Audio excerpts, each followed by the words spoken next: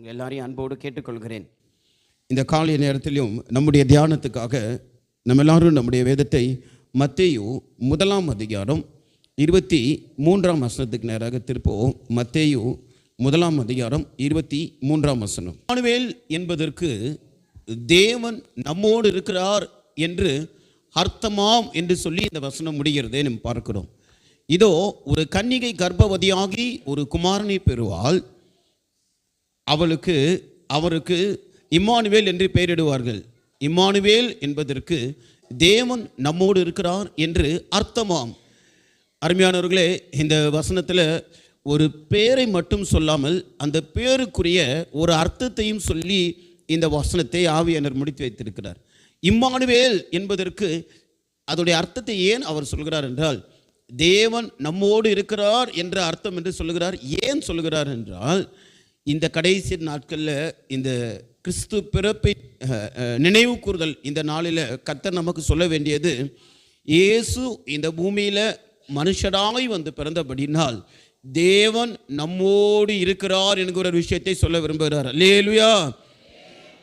கிறிஸ்து பிறந்த நாள் அதை நாம் தியானிக்கும் போது நாம் அறிந்து கொள்ள வேண்டிய ஒரு முக்கியமான விஷயம், கிறிஸ்து பிறந்தபடினால் தேவன் நம்மோடு இருக்கிறார். இம்மானுவேல். எல்லாரும் சொல்லுங்க, இம்மானுவேல். சத்தமா சொல்லுங்க, இம்மானுவேல். இம்மானுவேல் என்பதற்கு அர்த்தம் என்ன? தேவன் நம்மோடு இருக்கிறார். அல்லேலூயா. கர்த்தர் நம்மோடு இருக்கிறார். சத்தமா அல்லேலூயா சொல்லுங்க. இந்த நாளை ஒவ்வொருத்தரும் பல விதங்களில் இந்த நாளை வந்து செலிப்ரேட் பண்ணிட்டு இருக்கிறாங்க. கொஞ்சம் பேர் இன்னைக்கு இயேசு பிறந்துட்டாரு அப்படி சொல்லி அதோடைய அர்த்தத்தையும் தெரியாமல் ஒயின் ஷாப்பில் உட்காந்து இந்த நேரத்தை செலவு பண்ணிட்டு இருக்கிறாங்க. பல விதங்களில் கிறிஸ்மஸ் அன்னைக்கு செலிப்ரேட் பண்ணுறாங்க. ஆனால் நாம் இந்த கிறிஸ்மஸ் என்னக்கூடிய இந்த நாளை நாம் செலிப்ரேட் பண்ணுறோம். நமக்கு கொடுக்கக்கூடிய ஆண்டுடைய வார்த்தை என்னன்னா, தேவன் நம்மோடு இருக்கிறார். அல்லேலூயா. நாம் வரலாறை எடுத்து பார்க்கும்போது முழு வேதத்தையும் திருப்பினா தேவன் மனுஷரோடு கூட இருந்த அநேக சந்தர்ப்பங்கள் வேதத்தில் இருக்குது. நான் ஒரு 3 சந்தர்ப்பங்களை ரொம்பவும் சுருக்கமாக சொல்லி நான் இந்த பகுதியை முடிக்கிறேன். முதலாவது, நோவாவுடைய அனுபவத்தை வாசிக்கும்போது, நோவா தேவனோடு கூட சஞ்சரித்தான். தேவன் நோவாவோடு கூட இருந்தார். அப்படியானால் இந்த கடைசி நாட்களில் நோவாவின் நாட்கள் நடந்தது போல மனுஷகுமாருடைய நாட்களில் நடக்கும் என்று நாம் கேள்விப்படுகிறோம், வாசிக்கிறோம். அப்படியானால் இந்த மனுஷகுமாருடைய காலத்திலும் கூட தேவன் மனுஷனோடு கூட இருந்தது போல இந்த கடைசி நாட்களிலும் மனுஷர்களாகிய நம்மத்திலே தேவன் இருக்கிறார் என்பதை தான் ஆவியானவர் இந்த காலை வேளையில் சொல்ல விரும்புகிறார். அப்படியானால் நோவாவோடு கர்த்தர் இருந்ததற்கான காரணம் என்ன என்று நம் ஆதியாகம புஸ்தகத்தில் வாசிக்கும் போது, நோவாவுக்கோ கர்த்தருடைய கண்களில் கிருபை கிடைத்தது. எல்லாரும் சொல்லுங்க, நோவாவுக்கோ கர்த்தருடைய கண்களில் கிருபை கிடைத்தது. ஒரு மனுஷனுக்கு தேவனுடைய கண்களில் கிருபை கிடைத்திருக்குமே, ஆனால் தேவன் அந்த மனுஷனோடு கூட இருக்கிறார். அதற்கப்புறம் தான் நாம் வாசிக்கும் போது நோவாவுடைய வம்ச வரலாறிலே ஆதியாகமம் 6ஆம் அதிகாரம் 9ஆம் வசனத்தில் வாசிக்கும் போது, நோவா தன் காலத்தில் இருந்தவர்களுக்குள்ளே நீதிமானும் உத்தமனுமாக இருந்தான் என்று சொல்லி வாசிக்கிறோம். கர்த்தருடைய கண்களில் நோவாவுக்கு கிருபை கிடைத்தபடியினால் நோவா தன் காலத்தில் வாழ்ந்தவர்களுக்குள்ள உத்தமனும் சன்மார்க்கனுமாக இருந்தான். எனவே தேவன் நோவாவோடு கூட இருந்தார். நீங்கள் நல்லா விளங்கி கொள்ளுங்க, நோவா உத்தமனாக இருந்தபடியினால் தேவன் நோவாவோடு கூட இருக்கல. தேவன் நோவாவோடு கூட இருந்ததற்கு காரணம், தேவனுடைய கண்களில் நோவாவுக்கு கிருபை கிடைத்தது. கர்த்தருடைய கண்களில் நோவாவுக்கு கிருபை கிடைத்தபடினால் தான் கர்த்தர் நோவாவோடு கூட இருந்தார். அருமையானவர்களே, தேவன் நம்மோடு கூட இருக்கிறார். நமக்கும் கர்த்தருடைய கண்களில் கிருபை கிடைத்தது. காரணம் என்ன? நம்முடைய ஆண்டவராகிய இயேசு நமக்காக மனுஷனாய் வந்தபடினால் மனுஷருக்கு எல்லாருக்கும் கர்த்தருடைய கண்களில் கிருபை கிடைத்தது. உங்களுக்கும் எனக்கும் கர்த்தருடைய கண்களில் கிருபை கிடைத்தது. தன்னுடைய சொந்த குமாரனை நமக்காக இந்த பூமியில் அவர் அனுப்பினபடியினால், அந்த சொந்த குமாரன் ஒரு மனுஷனை போல அவதரித்தபடியினால் எல்லா மனுஷருக்கும் கர்த்தருடைய கண்களிலே கிருபை கிடைத்தது. கர்த்தருடைய கண்களில் கிருபை கிடைத்தபடியினால் தான் தேவன் நம்மோடு கூட இருக்கிறார். அல்லேலூயா. இயேசு பிறந்த இந்த நாளில் நம்ம எல்லாருக்கும் கர்த்தருடைய கண்களிலே கிருபை கிடைத்தது.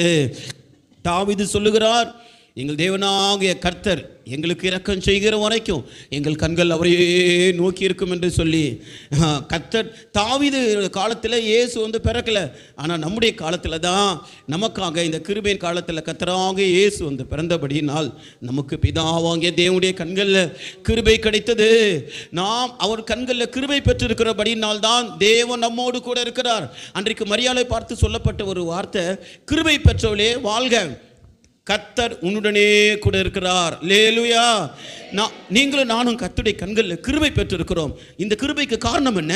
இயேசு நமக்காக இன்றைக்கு வந்து பிறந்தபடினால், இயேசு நமக்காக இந்த சபிக்கப்பட்ட பூமியில் அவர் நமக்காக வந்து பிறந்தபடினால் தான் பாவம் அறியாத அந்த இயேசு, பிதாவுடைய மடியில் செல்லப்பிள்ளையாக இருந்த இயேசு, பிதாவை விட்டு, பிதாவுடைய அன்பை விட்டு, பிதாவுடைய மடியை விட்டு, எல்லாவற்றையும் விட்டு நமக்காக வந்து ஒரு ஏழை கோலம் எடுத்து மனிதனாய் வந்து பிறந்தபடினால் உங்களுக்கும் எனக்கும் அவருடைய கண்களில் கிருபை கிடைத்தது.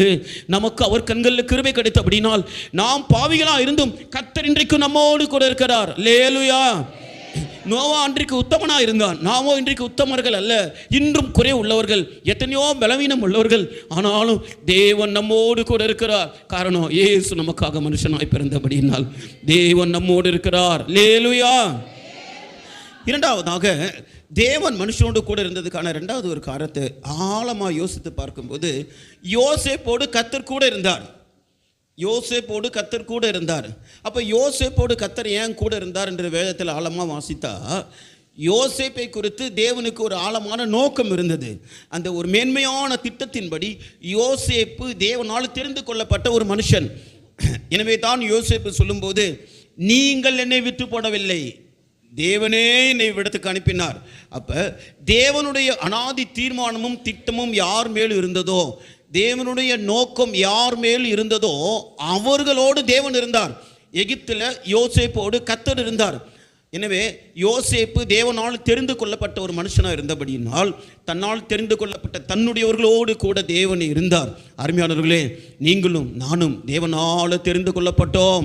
நம்மை கர்த்தர் எப்படி தெரிந்து கொண்டார்? உலக தோற்றத்துக்கு முன்பதாக தெரிந்து கொண்டார். கிறிஸ்து இயேசுவுக்குள் நம்மை தெரிந்து கொண்டார். இயேசு பிறக்கலைன்னா நீங்களும் நானும் தேவனால் தெரிந்து கொள்ளப்பட்டிருக்க மாட்டோம். அன்றைக்கு யோசேப்புடைய வீட்டில் அத்தனை பேர் இருந்தாலும் யோசேப்பை மட்டும் தேவன் தெரிந்து கொண்டிருந்தார். எனவே தன்னால் தெரிந்து கொள்ளப்பட்ட தன்னுடையவனோடு கூட தேவன் கூட இருந்தார். ஆனால் இன்றைக்கு நம்ம எல்லாரும் கிறிஸ்து இயேசுக்குள் அவர் தெரிந்து கொண்டிருக்கிறார். எதற்காக நம்மை தெரிந்து கொண்டார் என்றால், இந்த பூமியில் நாம் நற்கிரியைகளை செய்யும்படியாகவும், இரண்டாவது அவருடைய சாயலை அடையும்படியாகவும் கர்த்தர் நம்மை தெரிந்து கொண்டார். நாம் தெரிந்து கொள்ளப்பட்ட பாத்திரம். அன்றைக்கு அப்போஸ்தலனாகிய பவுலை குறித்து சொல்லும்போது, அவன் தேவனால் தெரிந்து கொள்ளப்பட்ட பாத்திரம் என்று சொன்னார். எனவேதான் பவுலோடு கூட கர்த்தர் இருந்தார். அருமையானவர்களே, நீங்களும் நானும் கர்த்தருக்குள் தெரிந்து கொள்ளப்பட்ட பாத்திரமாக இருக்கிறபடினால் கர்த்தர் இன்றைக்கும் நம்மோடு கூட இருக்கிறார். அன்புல பரிசுத்தம் உள்ளவர்களாகவும் குற்றமற்றவர்களாக இருக்கும்படி கர்த்தர் உங்களை என்னை தெரிந்து கொண்டார். இயேசுவை போல மாறும்படியாக இயேசுவுக்குள் நம்மை தெரிந்து கொண்டார். இயேசு வரலன்னா இந்த செலக்ஷனில் நம்ம தோற்றுருப்போம். பொதுவாக ஒரு மனுஷனை செலக்ட், ஒரு கம்பெனியாக இருக்கட்டும், ஒரு ஒரு ஒரு ஒரு ஆர்கனைசேஷனாக இருக்கட்டும், ஒரு மனுஷனை செலக்ட் பண்ணும்போது ஒரு இன்டர்வியூவில் அவங்களுக்குன்னு சில குவாலிஃபிகேஷன்ஸ் இருக்குது. 5 விதமான குவாலிட்டியை வச்சு தான் பாபிலோனில் அந்த ராஜா ஆட்களை தெரிந்து கொண்டான். துரைமார்களும் மாசற்றவர்களும் கல்வியில் நிபுணர்களும் இப்படிப்பட்ட குவாலிட்டி இருக்கிற ஒரு 5 கூட்டத்தாரை வைத்து தான் அன்றைக்கு தானியேலை தெரிந்து கொண்டார். அந்த 5 குவாலிட்டியை வச்சு தான் தானியேலும் அவனோடு கூட இருந்தவங்களும் தெரிந்து கொள்ளப்பட்டார்கள். ஆனால் நம்முடைய குவாலிட்டி என்ன?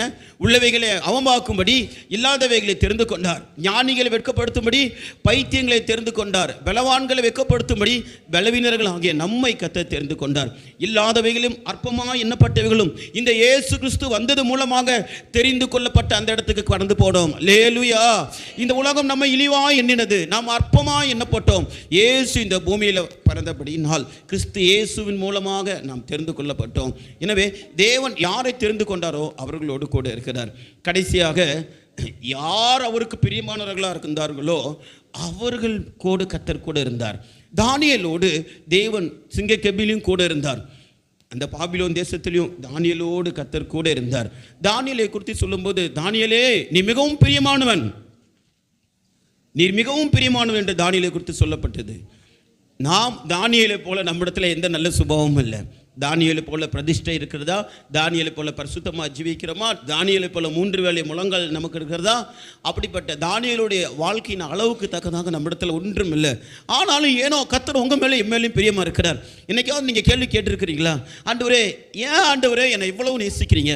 ஆண்டவரே, என் மேலே ஏன் இவ்வளவு பிரியமாக இருக்கீங்க? ஆண்டவரே, என்ன நேசிக்கிறீங்களே, எனக்கு என்ன தகுதி இருக்குது? இப்படி நான் கேட்டிருக்கேன்னு சொல்கிறவங்க கை தூக்கி ஒரு அல்லேலூயா சொல்லுங்கள். சத்தமாக ஒரு அல்லேலூயா சொல்லுங்கள். இயேசுவே, இன்னும் ஏன் என்னை நேசிக்கிறீர்கள்? ஆண்டவரே, இந்த தடவை என்னை காப்பாற்றிட்டீங்க, இப்போவும் என்னை தப்பு வச்சுட்டீங்க, இன்னும் என்னை மன்னிக்கிறீங்க, ஏன் ஆண்டவரே அப்படின்னு சொல்லி நான் ஆண்டவரிடத்தில் கேள்வி கேட்டிருக்கிறேன். என் மேலே இவ்வளோ அன்பாக இருக்கீங்களா ஆண்டவரே, நான் கேள்வி கேட்டிருக்கேன் அப்படின்னு சொல்கிறவங்க ஒரு அல்லேலூயா சொல்லுங்கள். தானியேல் கர்த்தருக்கு பிரியமானவன், எனவே தானியேலோடு கூட இருந்தார். நீங்களும் நானும் நம்மள்கிட்ட பிரியமாக இருக்கிறதுக்கு ஒன்றுமே இல்லை. கர்த்தர் ஏன் நம்மோடு கூட இருக்கிறார்? இந்த இயேசு மனுஷனாய் வந்து இந்த பூமியில் பிறந்தபடினால தான், கிறிஸ்து இயேசுவின் மூலமாக நமக்கு பிரியம் உண்டாண்டது. அதனால தான் தேவ தூதர்கள் பாடினார்கள், பூமியிலே சமாதானமும் மனுஷர் மேல் பிரியம் உண்டாவதாக. இந்த இயேசு இல்லாவிட்டால் நமக்கு தேவனுக்கு நம்ம மேலே பிரியமே இருக்காது. காரணம், நாம் ஆதி ஆகமத்தில் வாசிக்கும் போது மனுஷரை உண்டாக்குறதை குறித்து அவர் மனஸ்தாபப்பட்டார். மனுஷருடைய இதயத்தின் நினைவுகளின் தோற்றமும் நித்தமும் பொல்லாததாக இருந்தது. ஏன் இந்த மனுஷனை படைத்தேன்? சகலத்தையும் அவர் சிருஷ்டிக்கும் போது அது நல்லது, அது நல்லது, அது நல்லது என்று கண்டார். ஆனால் மனுஷனை குறித்தோ அவர் விசனப்பட்டார். ஏன் இந்த மனுஷனை சிருஷ்டித்தேன் என்று விசனப்பட்டார். அப்படிப்பட்ட அளவுக்கு மனுஷன் தேவனை விசனப்படுத்தி கொண்டிருந்தாலும் இந்த மனுஷன் மேல் பூமியிலே சமாதானமும் மனுஷர் மேல் பிரியமும் உண்டாக்கடுவது. நம்மேல் கர்த்தர் பிரியமாக இருந்தார். இயேசு நம்மை நேசிக்கிறார். இயேசு நமக்காக பரிந்து பேசி கொண்டிருக்கிறார். எனவே இந்த இயேசு இல்லாவிட்டால் நமக்கு கர்த்தர் நம்ம பிரியமாக இருக்கவே முடியாது. நான் ஒரு உண்மையான சம்பவத்தை சொல்லி நான் முடிக்க விரும்புகிறேன். அதாவது இங்கிலாந்து தேசத்தில் 1759 இந்த காலகட்டங்கள் 1740 80 வரைக்கும் ஒரு கொடுமையான காலங்களாக இருந்தது. அதாவது இங்கிலாந்து தேசம் வந்து முழு உலகத்தையும் தான் கண்ட்ரோல் கீழே கொண்டிருக்கும் போது, இங்கிலாந்து ஒரு பேரரசாக இருக்கும்போது, பிரிட்டிஷ் பேரரசாக இருக்கும்போது, சில ஆப்பிரிக்கா தேசத்திலிருந்து சிலரை வந்து அடிமைகளாய் கொண்டு வந்தாங்க. அங்கே தொழில் செய்கிறவங்க, மீன் பிடிக்கிறவங்க, வேட்டையாடுறவங்க, சின்ன சின்ன இந்த பனை ஓலை இதெல்லாம் வைத்து இந்த கிராமங்களில் ஏதோ செய்கிறவங்க, இது போல் இருக்கிற எல்லாரையுமே சிறை கைதிகளாய் பிடித்து கொண்டு போனாங்க. கருப்பினத்தவர்கள் ஆப்பிரிக்கர்களை சிறை கைதியாக பிடிச்சு கொண்டு போகிறாங்க. அப்போ அம்மாவுடைய வயிற்றில் பிள்ளை குழந்தை அப்படி இருக்கும், குழந்தைய பிடிங்கி தூக்கி போட்டுட்டு அம்மாவை கடத்தி கொண்டு போயிடுவாங்க. உள்ளூரில் இருக்கிற சில தலைவர்களே அவங்க கிராமத்தில் இருக்கிற மக்களை விற்றுருவாங்க. அப்படி ஆப்பிரிக்க தேசத்தை சேர்ந்த நிறைய கருப்பினத்தவர்களை கொண்டு போனாங்க. எப்படின்னா, கப்பலில் கொண்டு போவாங்க. கப்பலில் அடித்தட்டில் இருள் நிறைந்த இடத்துல கை கால்களை கட்டி கொண்டு போவாங்க. போகிற வழியிலேயே சிலருக்கு வந்து சாப்பாடு இருக்காது, மூச்சு விட முடியாது. அப்படி சிலர் அந்த பிரயாணத்தில் கரைக்கு போய் உயிரோடு போகிறது கொஞ்சம் பேர் தான். கணவன் மனைவியை பிரிச்சுடுவாங்க, தாய் பிள்ளையை பிரிச்சுடுவாங்க. கண்ணீரும் கூக்குரலும் வேதனையும். அநேக நாட்கள் அவங்க கப்பல் பிரயாணத்தில் போகும்போது அவங்களுக்கு சாப்பிட்றதுக்கு அவங்க மலத்தையே சாப்பிட கொடுப்பாங்க.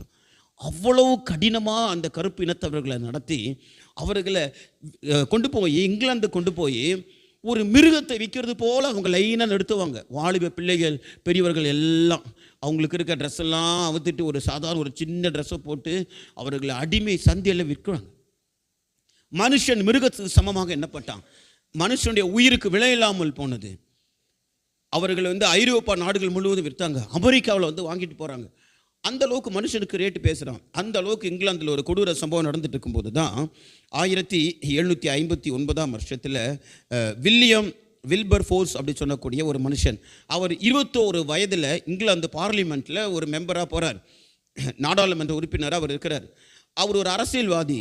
இந்த இங்கிலாந்து தேசத்தில் அந்த நாட்களில் கிங் ஜார்ஜ் அப்படி சொல்லக்கூடிய ஒரு மன்னன் அந்த இங்கிலாந்து முழு உலகத்தை கண்ட்ரோல்குள்ளே வச்சிருக்கிறார். அந்த மன்னனுக்கு இருக்கக்கூடிய அந்த அவையில் இவர் ஒரு பிரிட்டிஷ், இவர் வந்து 21 வயசில் இவர் ஒரு பார்லிமெண்ட்டில் மெம்பராக இருக்கார். இவர் வந்து அரசியல்வாதியாக உள்ளே போய் நிறைய அரசியலில் பேர் வாங்கிட்டே இருக்கிறார். இவரை வந்து கர்த்தர் ஒரு நாள் இவரை சந்திக்கிறார். அவர் 1785 வருஷத்தில் கர்த்தர் அவரை சந்திக்கிறார். சந்தித்ததுக்கப்புறம் அவர் 2 தீர்மானம் எடுத்தார். அவருடைய தரிசனம் என்னென்று சொன்னார்.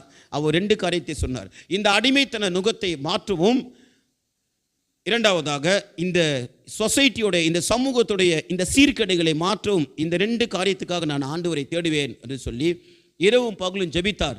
இந்த கருப்பினத்தவர்களுக்காக விடாது போராடினார். கிட்டத்தட்ட 28 வருடங்கள் இங்கிலாந்து கவர்மெண்ட்ல அந்த சட்டசபையில் இருந்து போராடினார். இந்த அடிமை சந்தையை மாற்ற வேண்டும் மாற்ற வேண்டும் மாற்ற வேண்டும் என்று. இது நிமித்தம் அவருக்கு பல எதிர்ப்புகள், பல பிரச்சனைகள், விடாமல் அவர் போராடி கொண்டே இருக்கிறார். அப்படி போராடி கொண்டிருக்கும் போது 28 வருடம் கழித்து சட்டசபையிலே ஒரு புதிய சட்டம் பிறக்கப்பட்டது. சட்டம் மாறினது. இந்த அடிமைகளுக்கு ஒரு சுயாதீனம் கொடுக்கப்பட்டது. யாருக்கெல்லாம் அவங்களுக்கு விருப்பம் இருக்கோ அவங்க சொந்த ஊருக்கு போயிடலாம், ஆப்பிரிக்க தேசத்துக்கு போயிடலாம். நீங்களும் கூட வெள்ளை இனத்தவர்களை போல கருப்பு இனத்தவர்களும் இங்கு வியாபாரம் செய்யலாம், இங்கு சம்பாதிக்கலாம், இங்கு சாதாரண ஒரு மனுஷனை போல இருக்கலாம், நீங்களும் எங்களை போல ஒரு ட்ரெஸ் போடலாம் அப்படி சொல்லி அவர்களை விடுவித்தார்கள். அங்கு ஒரு விடுதலை உண்டானது 28 வருடம் கழித்து. அதற்கப்புறம் அவர்களுக்கு எல்லாரையும் போல நல்ல ட்ரெஸ் கொடுக்கப்பட்டது, எல்லாரையும் போல நல்ல சாப்பாடு கொடுக்கப்பட்டது. சொந்த தேசத்துக்கு திரும்பி போவதற்கு வழி உண்டானது. 28 வருஷம் இந்த மனுஷன் போராடினார். இந்த சட்டசபையில் இந்த சட்டம் அமலுக்கு வந்து 3வது நாள் அவர் வியாதியிலே அந்த வில்லியம் மரித்து போனார். அதுபோல அருமையானவர்களே, நாமும் கூட அடிமைத்தனத்துக்குள் இருந்தோம், கட்டப்பட்டவர்களாக இருந்தோம். நம்முடைய ஆத்மா மிருகத்துடைய ஆத்மாவுக்கு ஒப்பாக பிசாசு நம்மை அடிமைத்தனத்துக்குள் வைத்து கொள்ளையாடி போய் கொண்டிருக்கிற அந்த காலத்திலே அந்த வில்லியம் எழும்பினது போல இயேசு நமக்காக எழும்பி பிதாவுடைய சமூகத்தில் நமக்காக போராடி போராடி போராடி தன் சொந்த இரத்தத்தை சிந்தினபடியினால் சட்டம் மாற்றப்பட்டது. அல்லேலூயா, ஆமென். பாவத்தின் சம்பளம் மரணம். ஆனாலும் அந்த மரணத்தை இயேசு மனுஷனாய் பிறந்து அந்த சாபத்தையும் மரணத்தையும் தன்மேல் ஏற்றுக்கொண்டபடினால் சட்டம் மாற்றப்பட்டது. அல்லேலூயா. நம்மேல் பிதாவுக்கு நம்மேல் இருந்த பகை மாறினது. தேவனுக்கும் மனுஷனுக்கும் நடுவாக என்ற பகையாக நின்ற நடுச்சுவர் தகர்க்கப்பட்டது. அந்த இடத்திலே பகை மாறினது, மனுஷர் மேல் பிரியம் உண்டானது. அல்லேலூயா. அந்த வில்லியம் போராடினது போல இயேசு இன்றைக்கும் நமக்கும் பிதாவாக தேவனுக்கும் நடுவே நின்று போராடி கொண்டிருக்கிற அப்படின்னால் நம்ம எல்லாருக்கும் கர்த்தருடைய கண்களில் இரக்கம் கிடைத்தது, கர்த்தருடைய கண்களில் கிருபை கிடைத்தது. இயேசு சிந்தின அந்த இரத்தத்தின் நிமித்தம் ஒரு மனுஷனாய் வந்து அந்த தெய்வம் இந்த பூமியில் சபிக்கப்பட்ட மரணத்தை ஏற்றுக்கொண்டது நிமித்தம் தேவன் இன்றைக்கு நம்மோடு கூட இருக்கிறார். நாம் இன்றைக்கு விடுதலையின் சுதந்திரமான காற்றை அனுபவித்துக் கொண்டிருக்கிறோம். அல்லேலூயா. தேவன் நம்மோடு இருக்கிறார். அல்லேலூயா. இந்த இயேசு பிறவாவிட்டால் நமக்கு இந்த சுதந்திரமான காற்று இல்லை. அல்லேலூயா. இந்த இயேசு பிறவாவிட்டால் இன்றைக்கு நமக்கு விடுதலை இல்லை. அல்லேலூயா. ஆமென். மனுஷனுடைய ஆத்மா ஒரு மிருகத்தை போல அழிந்து போய் கொண்டிருந்த போது இயேசு நமக்காக வந்து பிறந்தார். இம்மானுவேல் என்பதற்கு தேவன் நம்மோடு இருக்கிறார். அல்லேலூயா. ஆமென். கர்த்தர் இன்றைக்கும் நம்மோடு கூட இருக்கிறபடினால் இன்றைக்கு நாம் சுதந்திரமாக இந்த நாளை சந்தோஷத்தோடு கொண்டாடி கொண்டிருக்கிறோம். நம்முடைய எல்லா அடிமைத்தனத்திலிருந்தும் கர்த்தர் நம்மை விடுவித்தார். அந்த நியாயப்பிரமாண சட்ட திட்டங்கள் எல்லாம் மாற்றப்பட்டது. நாம் கிருபையின் பிரமாணத்திலே நிற்கிறோம். கொஞ்ச நேரம் கண்களை மூடி இந்த கிருபைக்கும் இந்த தேவனுடைய தயவுக்கும் நம்மை ஒப்பு கொடுப்போமாக. ஸ்தோத்திரம். மூலமாக